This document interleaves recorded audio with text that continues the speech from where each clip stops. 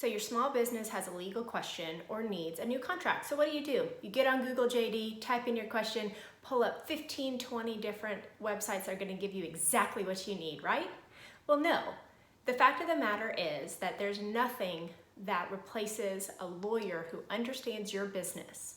Not DIY, not artificial intelligence, not decision trees, and certainly not low-cost service providers.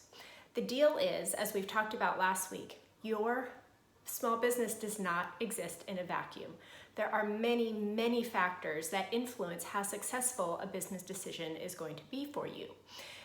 In order to fully understand how a decision might affect your business, you have to understand the risk that underlies it.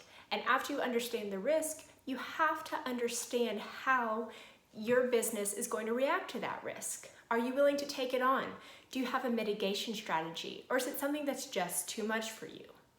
When you use DIY or AI, you are not able to get an assessment of your risk profile. Those programs do not understand what type of business risk your small business is willing to take on, how much of that risk, and how you might mitigate it.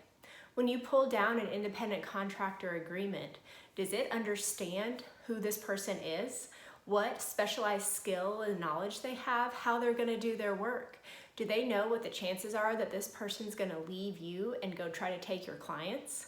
Does this contract understand how you might actually be putting this person as an independent contractor when they should be an employee? None of those risks are going to be pointed out to you, nor are any of them going to be mitigated in your contract. In addition, when you make business decisions without understanding your risk, you are setting yourself up to not mitigate those risks. How much insurance do you have? A lot of times people call me up, they're like, okay, should I get insurance for this? I'm like, well, it depends, which I know was last week's topic.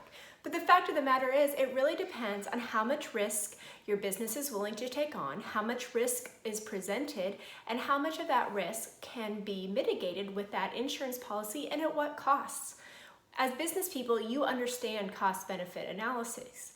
What you need to do is take those cost-benefit analyses and present them to attorneys who understand risk and can help you understand your risk profile. I, at Schaffner Consulting, build in time into all of my flat rate and subscription work to understand your business's risk profile.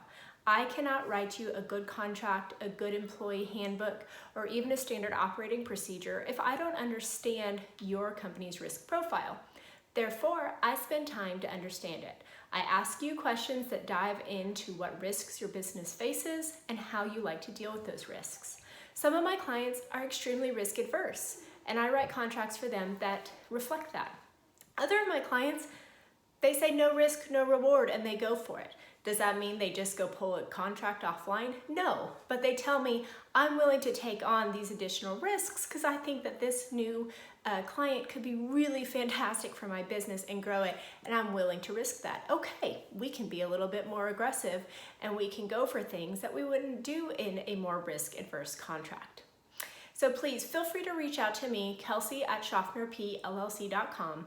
I'm available for 15-minute consults for new clients and strategy planning sessions for clients who want to really set up a good risk management and mitigation plan for their business. You can also follow along here on Instagram or on LinkedIn, Facebook, and Twitter, where I discuss the various risks that your small business might face and how you should start thinking about them.